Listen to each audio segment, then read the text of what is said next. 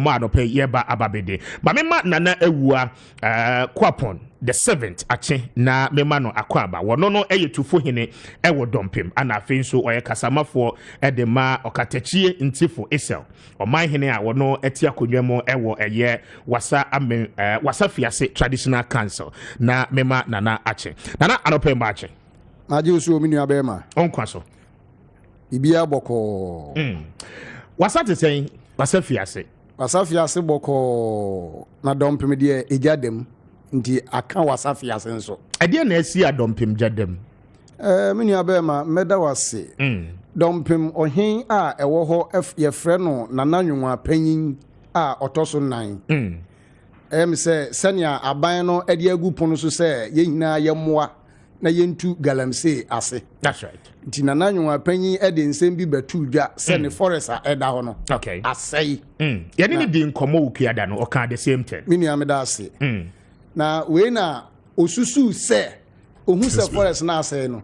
Senia nkomo bi a one aban anamsini a ye msey ne MP ne minister nom adidie na sa adwumadie no ekoso no osusu se omo hye akire. Okay. Sa sami ekoto dwa pe na menua eko fleming ewo Dompem ene wasafiase ehina na menua nia etini se wasafiase eye oman bi anansa institution bi a omo de galamsey no se wo ye na so hini hunku ade a ompene se obeye wo asase ne so. Okay.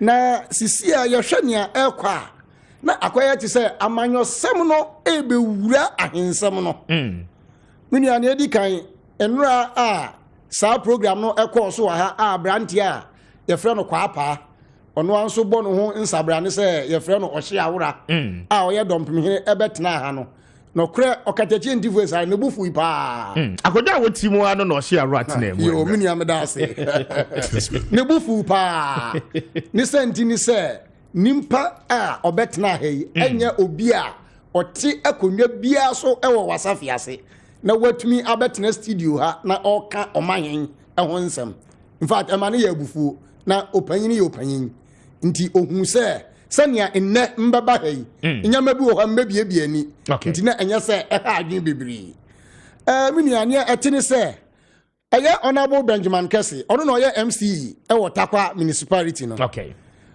Eda Captain Smart eye ni interview wo onua obisa no se honorable wo hwe sania wo ka se eye no kre se forest no galamsey ewo media na kire se enya de a ye betumi atu ase o oje tumi se no kra ye ntumi ntu ase we ma ye hu se na kire se na nado adwuma o ye kra no sabio mfaso eni so ni se ndin se wo ye MC a wo da mansin no ano na se ye bisawo se galamsey no ye ntumi ntu ase na se wo je tumi se ye ntumi ntu dia na kire se adwuma na nado ye no mfaso ho so eni sen na we na se na nanwonwa ekoka omo se wa bere omo kuro mini ahwese me no okase ya MC enam Tarkwa gold dealers so ka atro mo se omo nye press conference entia ne nanwonwa eye no ni se ntini se okasa na eche se o magalamsey fo no agai omo bias ne nso omo egoda omo to no enya ento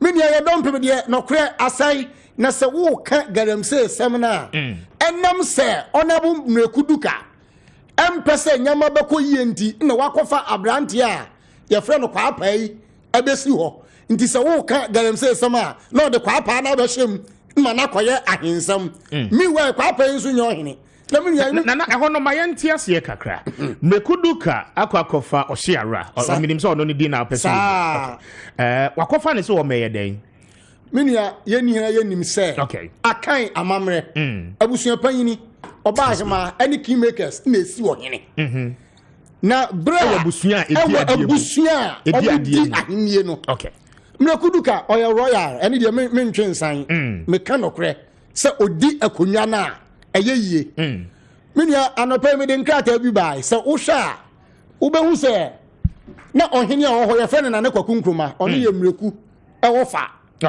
ena ono a resign here or resign na se kingmakers no ye hwe yesi ohene foforo ewo Dompem sa ohene no ewo ho no na me ye ne tufu hene Inti all resign or resign emami. Me one resign ne settlement a year crowd mu phone so. Mesanya amount. No or resign ye. Inti na say key makers ye hwe nie su ohene. Nie hu yan say mreku akofa kwa apai. Ose ye friend no hye awure abetina kunwa no so.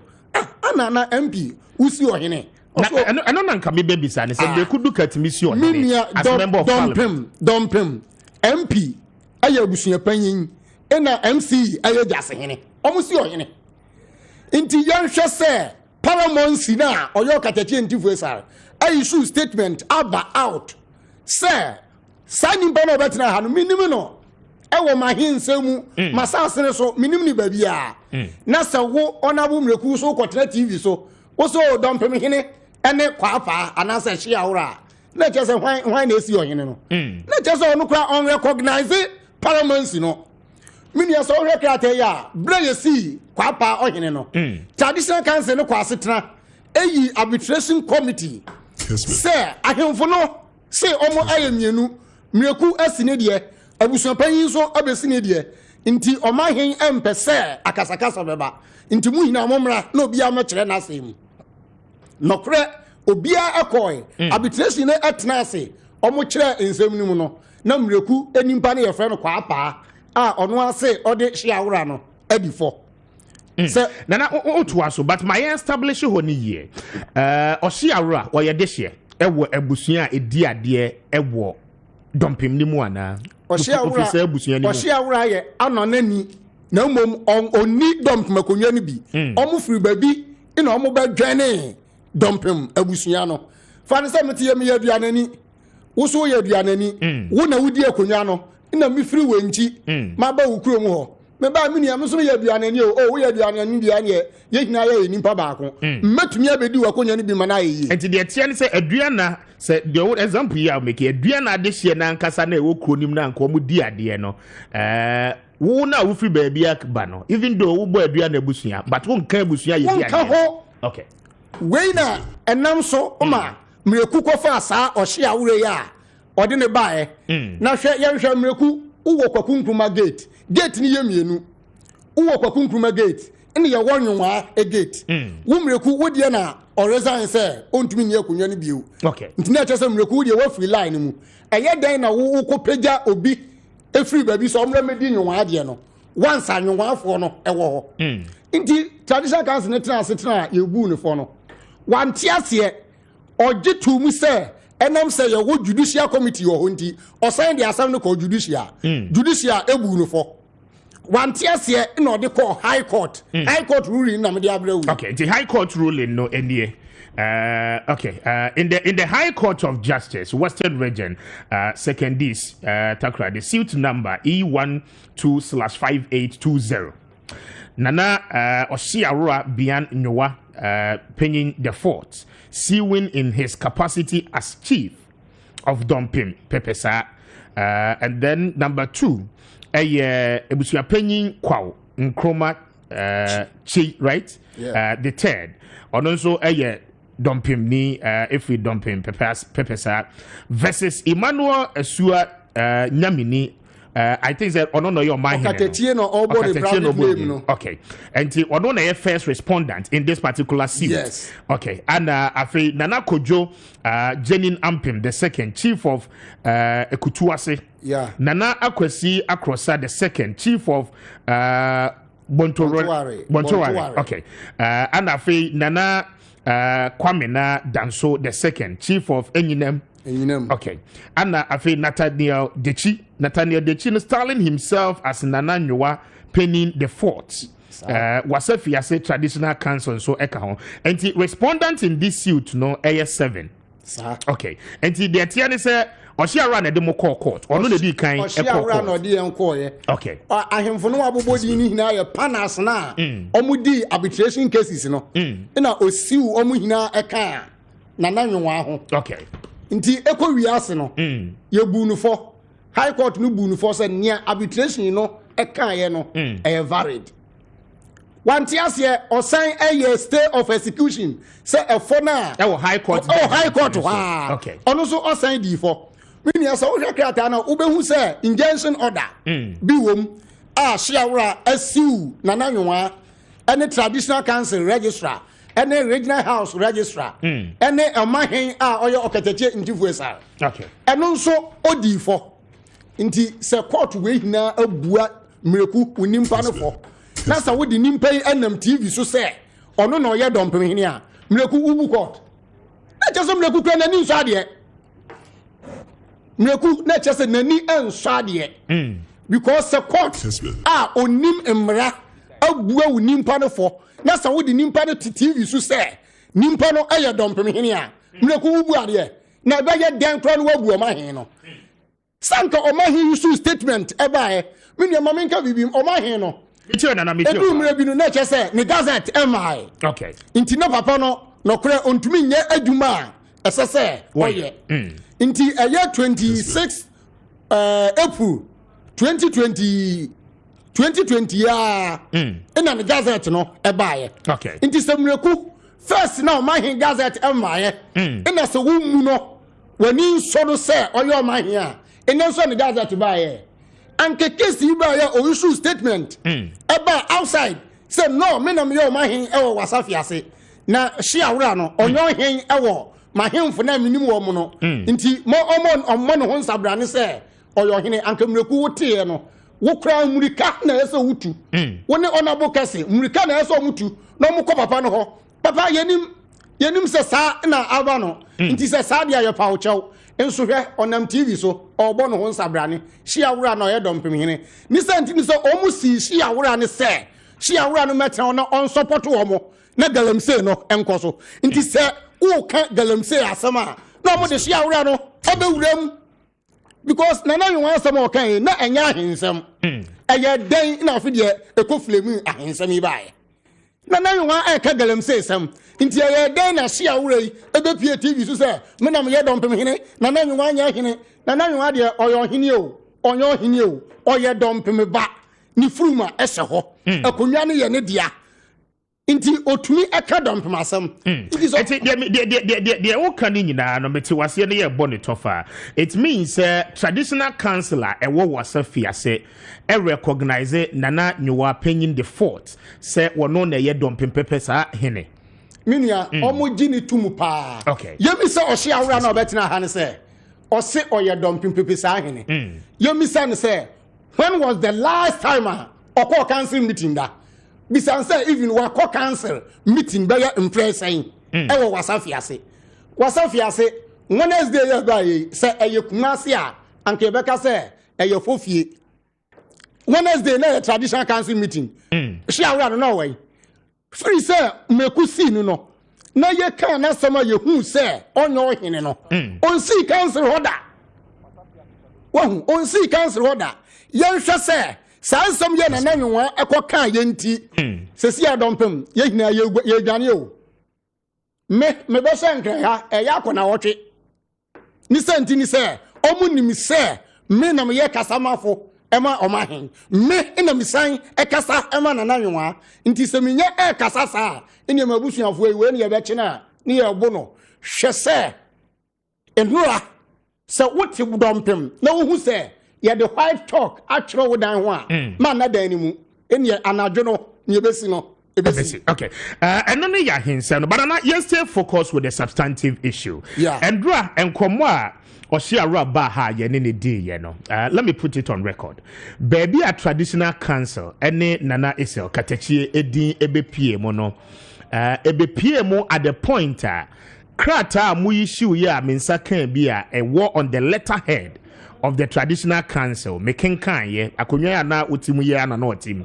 ana making kan de man no ana meka kire ne se bibisa ne se traditional council ne se wo mu nyini ntumu so ono no yo hene wo mu nim no mamen kan sa krata de bi mpacho mo mfa sa krata no ento screen ne so na afi yemra andra this is where the conversation began. And to my kind of cratan, but wasafiase traditional council letter no release no Infanto TV screen so more multi or radio no mobile to me join here live our Facebook and so. And it is dated the 11th of October 2022. Press statement for members Nananom of Wasafiase Traditional Council. Tarkwa issued on Tuesday, October 11, 2022. The title no ana tipo edaso no setting the record straight on issues of paramountcy of Wasefiase Traditional Council and occupancy of Dompem Pepease House 2. And this is how it is. Our attention has been drawn to a radio interview which was granted by one Oshiarua, well known as Kwapa, to Philip Osei-Bonsu, popularly referred to as Obi, host of Ecosystem program on Asempa 94.7 FM in Accra, on Monday, October 10th, 2022. In this interview, the said person made claims to suggest that Wasefiase Traditional Council that superintends over issues of Dompem Pepease has no paramount chief, no acting president, no registrar, no lawyer, and so Dompem Pepease has no gazetted chief. He made these unfounded claims in ill motive that Wasefiase Traditional Council is not functional. For the records, Katechi Insifo Esel, the faith, is the paramount chief Omanhene of Wasefiase Traditional Area, having been fully gazetted as Omanhene of Wasefiase Traditional Area, with his name entered into the National Register of Chiefs of the Traditional House of the National House of Chiefs on April 26, 2022.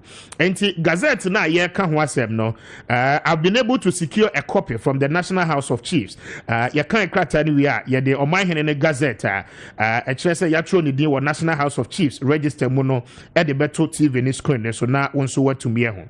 Na nanyo Penny the fourth is the recognized chief of Dompem Pepease, having obtained an arbitration award in his favor, and same had not been set aside by any court of competent jurisdiction. There is a substantive and competent registrar of Wasefiase Traditional Council in the person of Mr. Set Anyimadu Opoku, that the Wasefiase Traditional Council has Mr. E.K. Amuasechi of Amuasechi and Co. as its counsel. Point 5 say, currently the said Oshiarua is facing contempt charges at the High Court, Tarkwa. At the concluding part, or see, we are by this notifying the host of Asempa Radio, the media, and the general public that the said Oshiarua is not the chief of Dompem Pepease as of now, and that Wasefiase Traditional Council is functioning as always. In view of this incontrovertible fact, we hereby state unequivocally that whosoever grants him any audience in the capacity as a chief of Dompem Pepease does so in contempt of both our traditional paramountcy authority and the court of competent jurisdiction, who have all ruled against him not to hold himself as chief of Dompem Pepease. We, for this reason, believe Obi, the host of Asempa Radio, may not have had any such information. One, to pardon his kind person mercifully as first-time offender, even though as a good journalist of his stature, he could easily have cross-checked his fact here at Wasefiase Traditional Council. In the future, we would advise that all such facts are cross-checked at the Traditional Council before put out on air. Just for your attention. Nana, and draw a crater ya Munsashasi, release ya Munsashasi. And Oshiarua ti hani ye kaimano. Ye kaimani we na mibisano asemai echese. Traditional Council no enyi nintu musa wo yo hene. And then share content of crater ya makan ya echese. Traditional Council no munim ni so no yo hene e wo Dompem.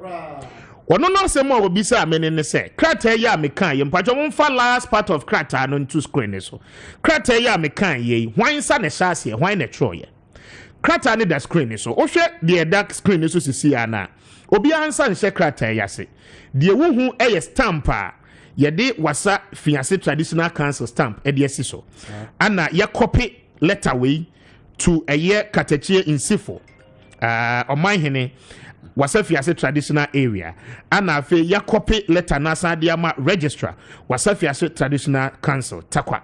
Enti question ni say why ne trust akratai de dikan senya ye wo Traditional Council no Traditional Council na institution. Okay, nti na say Traditional Council no na etro ye but Traditional Council no why na ye mo tro for ankasa And then secretary now oboni registrar no. Registrar. Okay. But registrar no krata way ninsa enshase on sign krata way. Edientia. Sir, on sign na or the traditional council stamp as no. Okay. And ya wo bibia utumi ebisa ho asam. Ubisa stamp na esisu no. Okay. Say ana stamp yi eyamodia ana enyamodia. Because a different stamp bi na esisu a anke beka say fake. Now once or the institution you know stamp e dey esisu. But kasa gu microphone it. E dey gusu ne dey. Na just say confirm. Okay. Nisa ntini say wo tro krata na say wo the stamp esisu a. E just say wa na konwa. Nti say or the traditional council stamp esisu dia. Wa na konwa. Na traditional council no so president edano ene okacheche ndifu esa nti so no de ye kopena ayeye ni se ntini se secretary anasa register no ina waye nti so ye wi a esa oma president no copy nti so ohwehwe signature na so wahu signature na wahu stamp no om ye hu se traditional council no ina de the stamp asiso. Okay, and the question again no and say Ebani saying a registrar satro krata no copy man ho. And your question I will be abisa. Say krata in authenticity. Watch him. Say stamp ne so no. Say if we cancel, if we traditional cancel no ho. A man of that level of authority. But ebani saying a registrar satro krata or copy man on one ho. And no dear mean to me entry. Okay. Or no na register. No troye. Nti adwea or yeah copy no assign no hono and ye no onwa John wa okay and the business answer me nyina because endra o share run it na ha me kan krata ye the man no and obi say and some ma be say nyina no ansa na hyase it means say wono no kra no wonye krata we ntum na ohun ni say krata we no enye authentic e ho na wono nso raise accusation say nana esel na ye bo ni din kra nso nye oman hene because traditional council no monne oman hene no says whatna traditional council no so as president.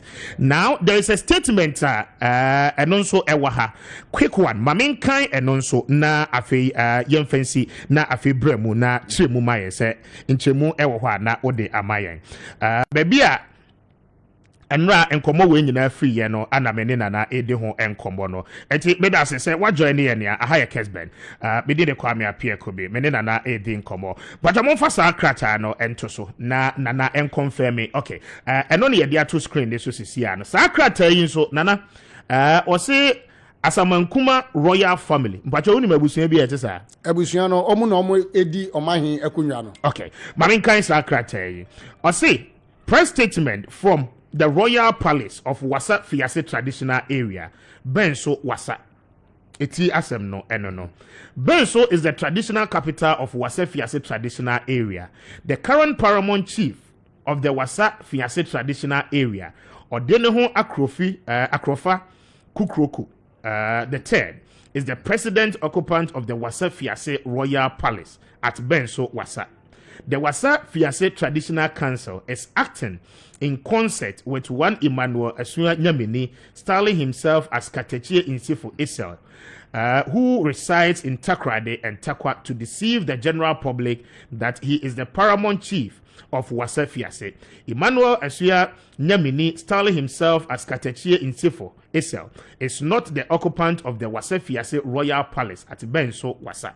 On the 11th of April 2022, the Queen Mother of Wasa Fiase and the head of the Asumankuma royal family at Benso Wasa published the passing of Odeneho Akrofa Krokoko, the third or second, I have more in a second, who was the paramount chief of Wasa Fiase from June 1994 to August 2001 from the royal palace at Benso.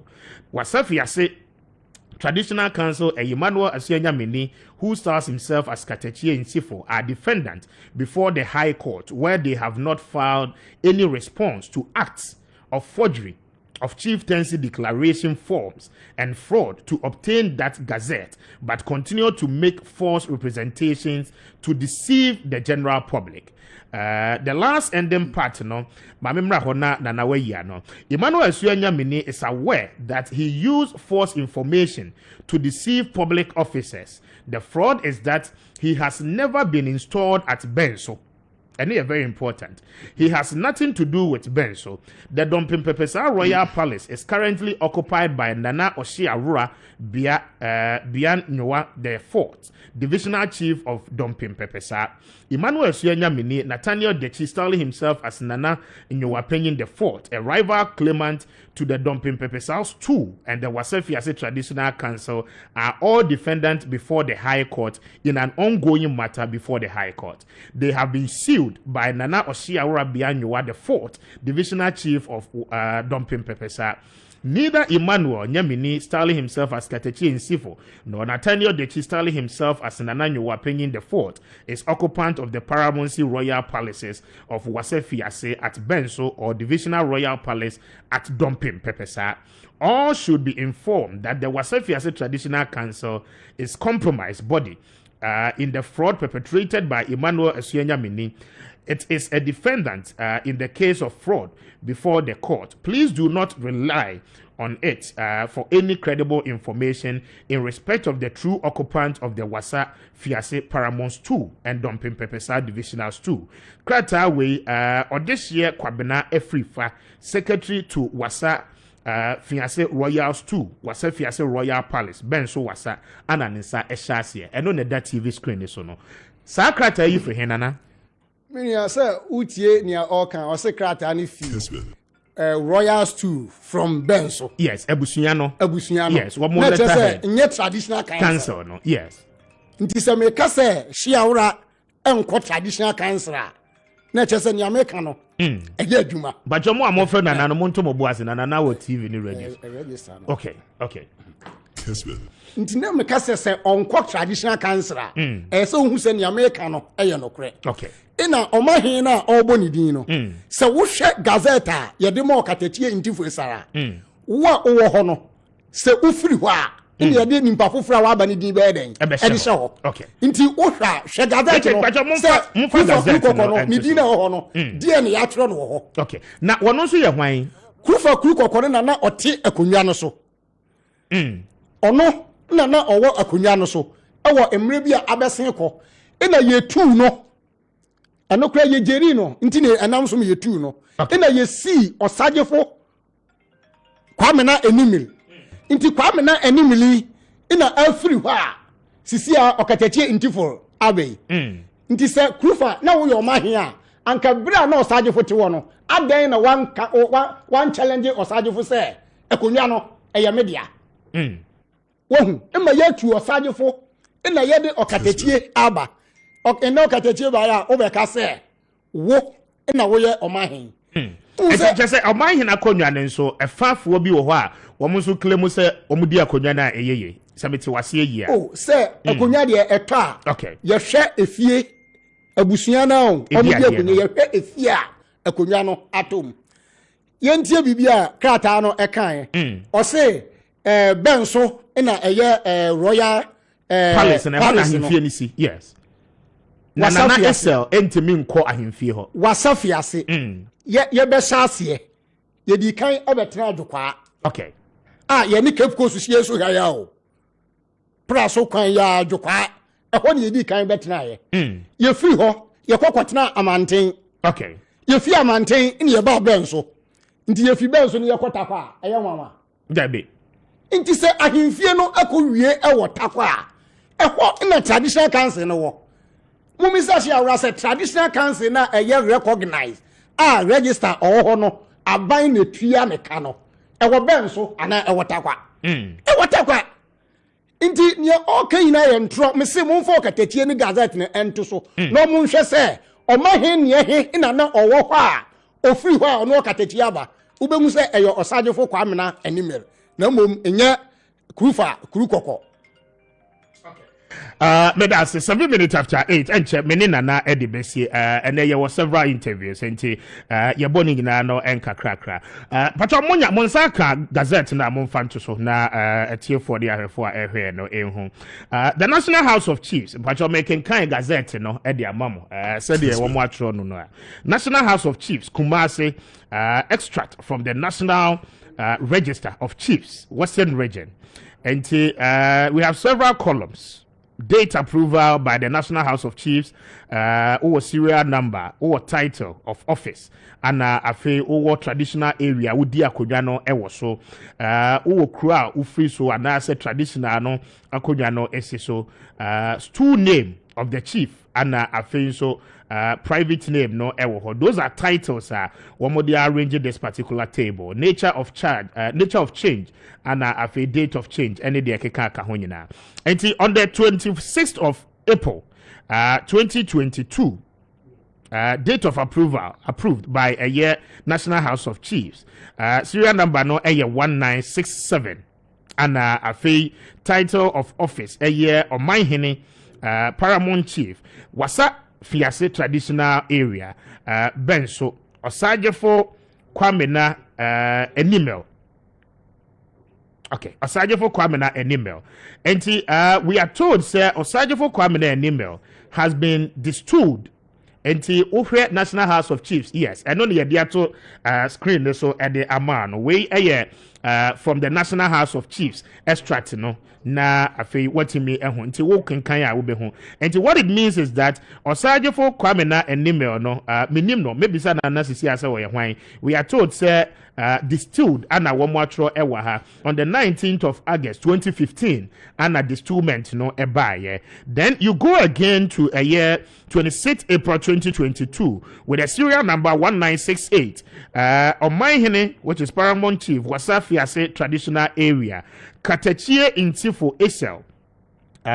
In private name, no, your friend Emmanuel Esuya Nyamini, wano a year installed. An installment no taking place on the date of a year 9th September, 9th October 2016. And National House of Chiefs, and so I recognize a certified true copy of the Register of National House of Chiefs signed on the 27th of April 2022. And this is the Gazette. It says Emmanuel Esuya Nyamini Katachie Insifo Esel eye or my say according to this Gazette and abede atosono. Nana Mami Misa. Eba ne say na the instrument no eba for Osajefo Kwamena Enimel. Ono no ye hwan? Minua Osajefo Kwamena Enimel no ono na no oyo omahen. Okay. A no wo wasafiase. Ina nsensem binti. Kessben. Enam so ma ono yetu na yesi okatachie intifo isa. Minua ma men clarify bibi kakra.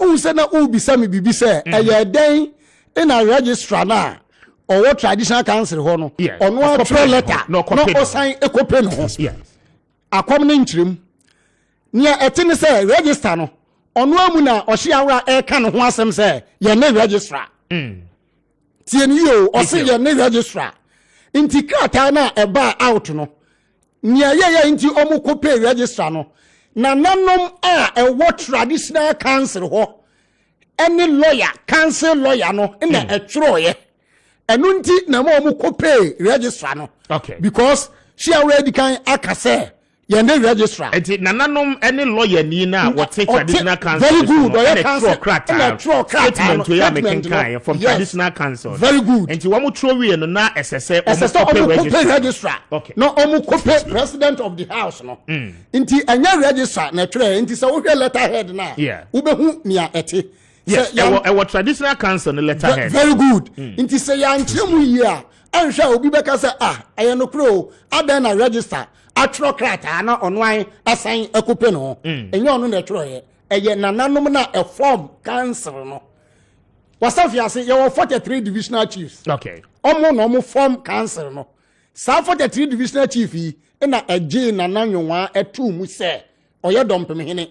Inti amanidin apie ewo council say eno na oye recognize inti Paramount seat ni de kruko ya wo boni din eni ya tu ne da I see ya tu ne da I see na menim sa hinsam ne de mo ankasa mo bedi hu nkomo ofie na mo settle galamse na ekoso no Paramount no traditional council no any Dompem Pepease traditional your friend is saying divisional seat no mo be den mo fight galamsey no no krese Dompem Pepease ho no wo mu tu galamsey wo forest nim se ye no kra edien na paramonsi no any division no ya bom etu galamsey no ase na hwan mo nso na ye galamsey no evidence be na wo ho minia inti ama me ka se paramonsi ni betumi aboa no ene ne nia na nwa ye no se paramonsi no entumi mwa se ye betu galamsey no ase a nke na nwa onka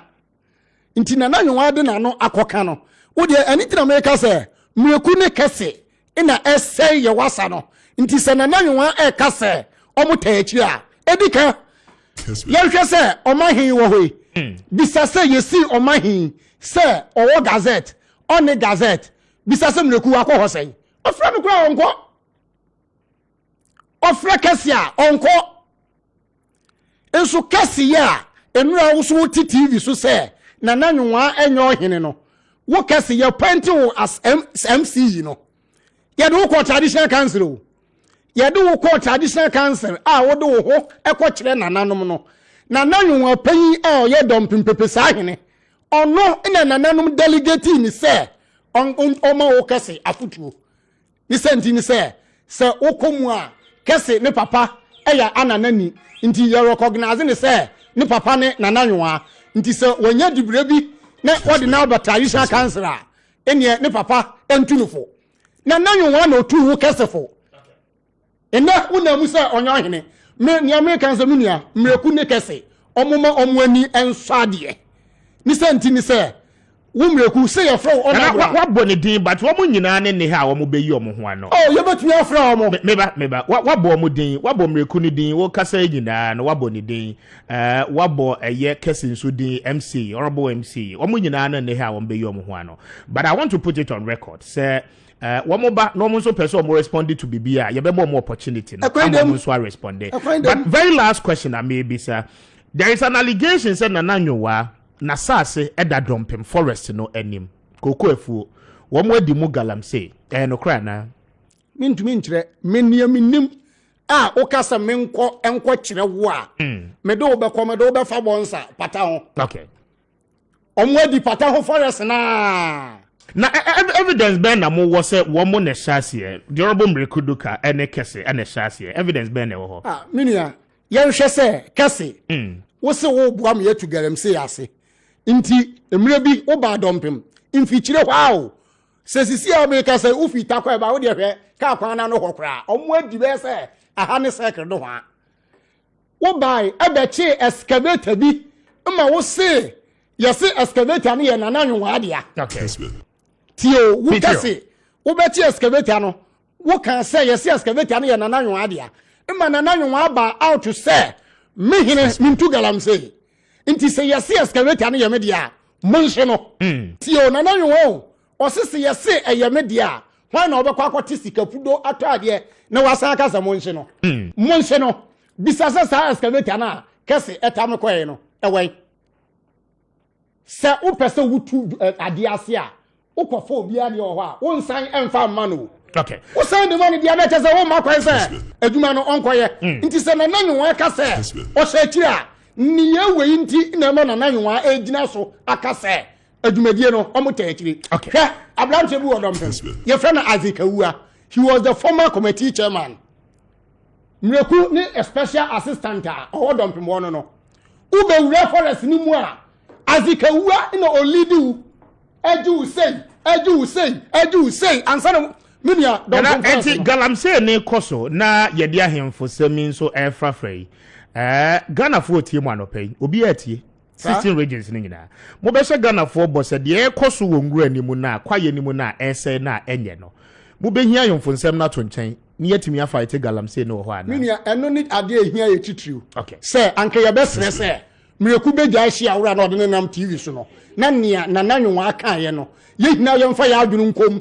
enhwe se saade no eye no kresa ye hina ebesia no because wo ni deputy minister for lands and natural resources yes ye bodam wo fie ansa na ye de fie abonten o wo ne nam kofo man so ina wo chichi nkofo na Dompem de no wa chede dro sen okay nana mame na wase nana ewua kwapon the 7th or no to for hene Dompem and a face spokesperson at the ma Kateche in Sifo Isel or my hene of Wasa Fiancé Traditional Council. Nana anope won kwaso nana no matren konya munyina no mon kwaso nana mame na wase mame put on record say document judgment anope ya wo be ya na ade bae ye be kenkan na watwe edi animo a eba no ye be kenkan sem bisa bia ho a ye be from ahoma so ana se studio ha mi asan ne mo di ho nkomo biem wo mo nso amabo mo di ni nyina nso document no mo de ba ye be kan ye be mo bia fair hearing na afi yetimi ahwese Dompem any wasafi asimpatem nso galamsey no yetimi etu ase ewo ho nana anopa me dase any akonya wo de amaye minia me nso me dase se wa mama konya ma ye hina yetumi akyerem nana me kan se Mr. Regional Minister Honorable George Mrekuduka ene msey se mo me yenya ahensem no ne ye hina ye ni enkoye kwaye na ye nananom agya amaye no na eno ene ye daachi okay nyam mesre no me dase nana wa na me share